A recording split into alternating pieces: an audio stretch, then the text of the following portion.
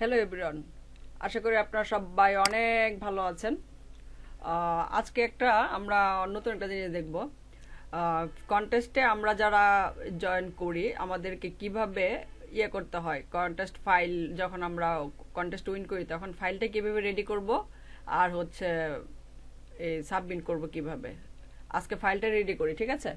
তো সাপোজ ধরেন আমার এটা একটা র ফাইল, আমি এখন ফাইল রেডি করব। কন্ট্রোল এন দিয়ে নতুন একটা পেজ নিলাম, পেজ নিয়ে আমি 2000x2000 একটা আর্টবোর্ড নিব, বা 1000x1000 আপনার ইচ্ছা। আমি ওটার নামটা দিয়ে দিলাম এনজি ক্লিনিক ক্লিনিক ঠিক আছে। এনজি অবশ্যই সিএমওয়াই কে নিব, ঠিক আছে? সিএমওয়াই কে, কারণ অনেক সময় সে এটা প্রিন্ট করতে পারে, লোগো প্রিন্ট করতে পারে, তার সবসময় কাজ করার সময় আমি সিএমওয়াই কে দিব।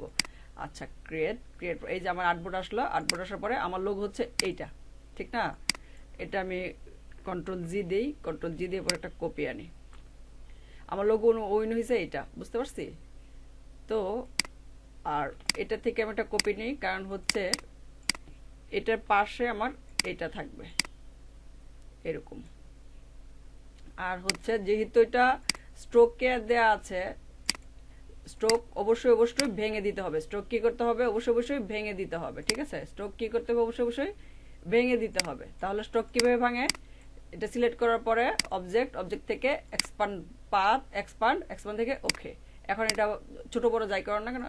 আর এখন আমার যে টেক্সটটা কি করতে হবে? টেক্সটটা ভেঙে দিতে হবে।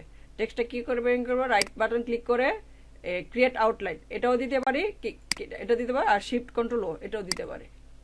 আর এটাও আমার স্ট্রোক, ঠিক আছে না? এই যে স্ট্রোক, ঠিক আছে? স্ট্রোকটা একটু বাড়াই দিই, বেশি ছোট হয়ে গেছে স্ট্রোকটা, ছোট বলতে চিকন হয়ে গেছে, ঠিক আছে? তো এই স্ট্রোকও আমি ভেঙে দিব। যত স্ট্রোক আছে, ফন্ট আছে, সব এক্সপান্ড করে দিতে হয়, ঠিক আছে? অবজেক্ট থেকে এক্সপান্ড, অবজেক্ট থেকে এক্সপান্ড। এখন এই দুইটা ক্লিক করে গ্রুপ করলাম, এটার সাথে একটা অ্যালাইন করি, এইভাবে মিডল অ্যালাইন করি। কিন্তু এটা দেখা যাচ্ছে কি এটা একটু বড়, তাহলে আমরা আমাদের ফ্লাওয়ারটা বড় করতে পারি।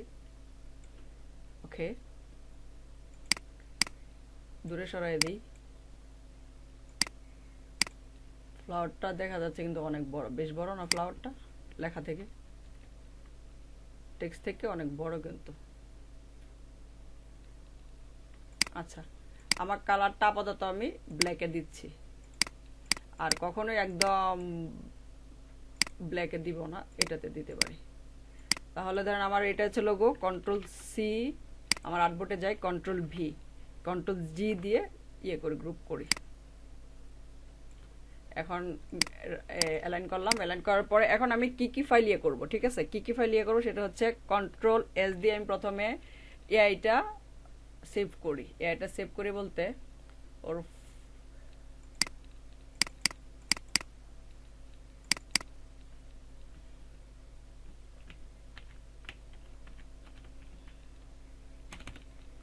এটা সেভ করতেছি, সেভ। এখন সবাইকে আপনার যে ভার্সন আছে এটাতে দিলেই হয়, সমস্যা নেই। তারপর আবার একটা সেভ করব ইপিএস এ, ইপিএস, ঠিক আছে? আবার একটা সেভ করব পিডিএফ এ, ঠিক আছে? এই হচ্ছে আমার ফাইল সেভের এইসব অংশ, হচ্ছে মেইন ফাইল। আর হচ্ছে ওকে কি দিব? পিএনজি দিব। তাহলে পিএনজি, তখন লিখবো এটা হচ্ছে ব্ল্যাক ভার্সন, BLACK, ব্ল্যাক, ঠিক আছে? এখন এটা আমরা ব্ল্যাকের সব কিছু বের করলাম, জেপিজিও বের করতে পারি। Export, export as JPG, use artboard range 1। এদিক থেকে আপনি বাড়িয়ে দিতে পারেন, রেজুলেশন বাড়িয়ে দিতে পারেন, 700 দিলাম, ওকে, ঠিক আছে? এরপর আমি কি দিতে পারি এখন?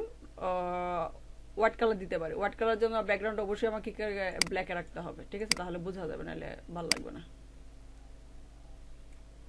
নিচে নিয়ে যাই, নিচে নিয়ে যেয়ে কন্ট্রোল 2 দিয়ে লক করি। আমার লোগোটা কই? লোগোটাকে আমি এখন হোয়াইট কালার দিব, ঠিক আছে?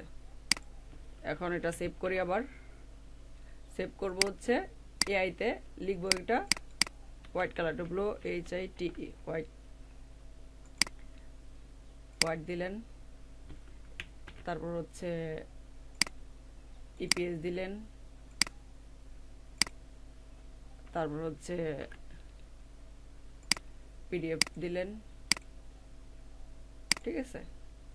এখন পিএনজি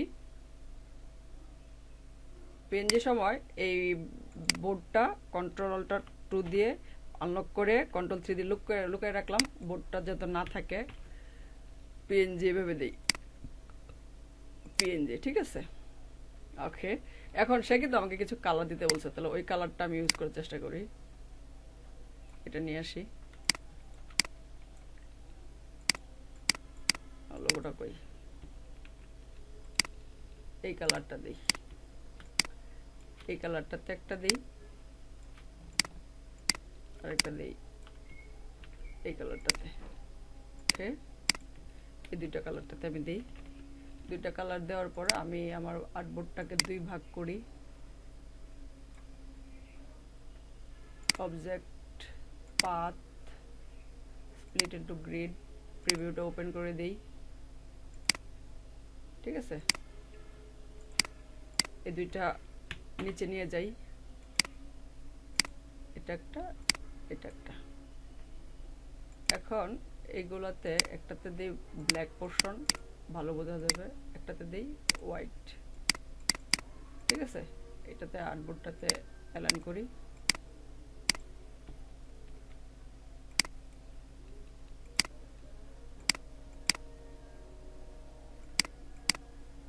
ঠিক আছে। এই হচ্ছে কালার। দেন আমি এটা কি করতে পারি, আবার একটা ইমেজ দিতে পারি, এটাতে দেই colour, COLOR, colour, PDF, AI। এমনিতে আমরা কিন্তু একসাথে এগুলো দিতে পারতাম, আমি আলাদা আলাদা দিলাম তার সুবিধার জন্য। কিন্তু পিএনজি গুলো আপনাকে কি করতে হবে, একটা একটা করেই দেওয়া উচিত। ডিলিট, ডিলিট, এটাকে একটু ইয়ে করি, এটার একটা পিএনজি দিব, 02, control Z, control Z, control Z, control Z, control Z. এখন এইগুলো ডিলিট করে দিই, এটার একটা পিএনজি দিব,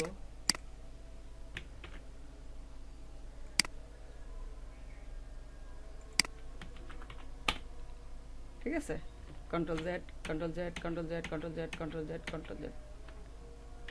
তাহলে আমার জায়গায় ঠিক আগে জায়গায় চলে এসে কন্ট্রোল এস দিয়ে সেভ করে দিলাম।